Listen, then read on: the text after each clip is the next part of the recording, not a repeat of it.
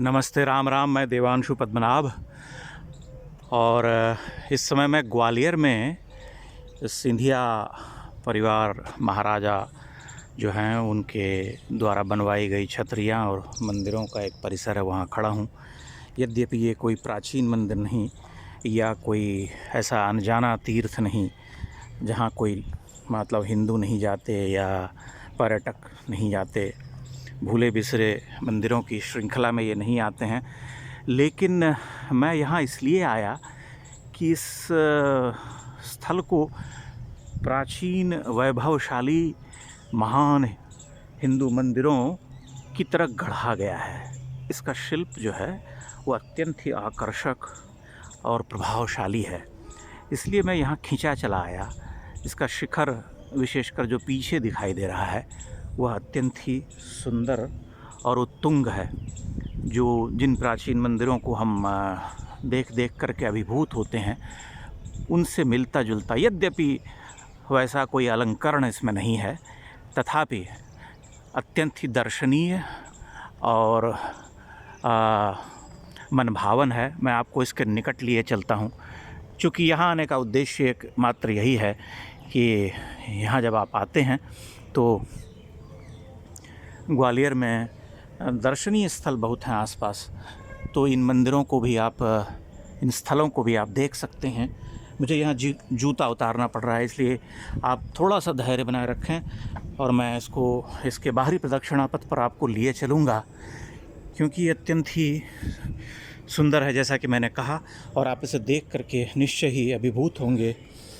राज परिवार के वैभव और ऐश्वर्य आदि की जो नकारात्मक बातें हैं उन्हें बिसरा दीजिए और आप एक फ्रेश माइंड से इस अनमोल भवन को देखिए, मंदिर को देखिए, जिसे बड़ा ही सुघड़ और सुंदर रूप दिया गया है। और यह अत्यंत ही विशाल भी है, बड़ा है, बहुत बड़ा। और इसका जो अधिष्ठान है जिसके ऊपर इसे खड़ा किया गया है वह कई कोणों में बना हुआ है।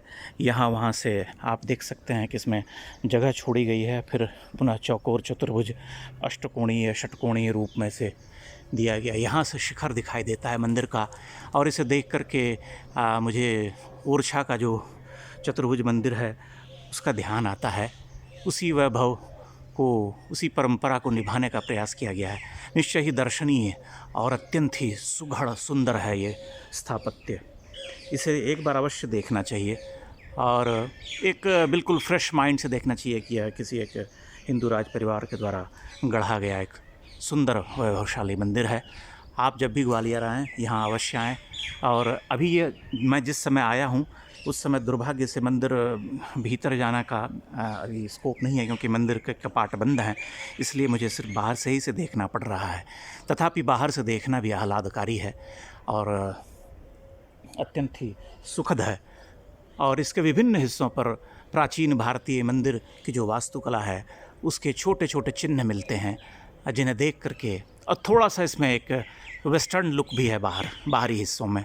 तो यह एक मिलावट है वास्तुकला के रूप में, लेकिन है अत्यंत प्रभावशाली और बहुत ही सुंदर। मैं यहाँ से वापस लौटता हूँ और इसके दूसरे हिस्से में जाने का प्रयास करता हूँ, क्योंकि पिछला हिस्सा वहाँ कुछ जाने का रास्ता भी नहीं है और थोड़ी गंदगी पड़ी हुई है, इसलिए मैं उधर नहीं जाना चाहता। हालांकि इसे मेंटेन किया गया है बहुत अच्छे तरीके से, लेकिन फिर भी कुछ तो मुश्किलें हैं उधर, इसलिए मैं उधर से नहीं जा रहा और आपको इस हिस्से से दिखाने का प्रयास करता हूँ, इधर से दिखाने का प्रयास करता हूँ, ताकि आप इसकी सुंदरता को अनुभव कर सकें। थोड़ा सा आप धैर्य बना करके रखेंगे तो यहाँ से आप इसका अत्यंत ही अनमोल रूप देख पाएंगे। यहाँ से सूरज की रोशनी भी इस दिशा में पड़ रही है, तो इसका शिखर भी चमक उठेगा उस रोशनी में। मैं लगभग पहुँच ही गया हूँ और जैसा कि इसका उधर का हिस्सा है, यह हिस्सा उससे थोड़ा सा भिन्न है। यहाँ पर एक पोर्च टाइप का निकला हुआ है, जिसे आप प्रवेश द्वार कह सकते हैं, और उसके बाद फिर जो है वह मंदिर का पुनः बाहरी हिस्सा यहाँ से दिखाई देता है। जिसे आप देखते हैं, महलनुमा मंदिर और छतरी है, लेकिन मूलतः मंदिर ही कहा जाना चाहिए, मंदिर का ही रूप दिया गया है इसे। तो इन्हीं शब्दों के साथ मैं विदा लेता हूँ और आशा करता हूँ कि आप जब भी यहाँ आएंगे तो इस अनमोल कृति को ज़रूर देखेंगे। बाहर आप देख सकते हैं कि इसकी जो खिड़कियाँ हैं, जो गवाक्ष हैं, उसके ऊपर अत्यंत ही सुंदर कलाकृतियाँ बनाई गई हैं और पवित्र प्रतीक चिन्हों को भी उकेरा गया है, कुछ उसी तरह से जैसे प्राचीन मंदिरों में होता था। हालांकि वे अत्यंत ही विशिष्ट और अनमोल होते हैं, उनसे इनकी तुलना नहीं की जा सकती, लेकिन उन प्रतीक चिन्हों को यहाँ लगाना सुखद है, शुभ है। जैसे कमल दल हैं और लताओं को अलंकृत किया गया है। तो यह सब वस्तुतः हिंदू वास्तुकला का ही नमूना है, जिसे देखना आनंददायक है।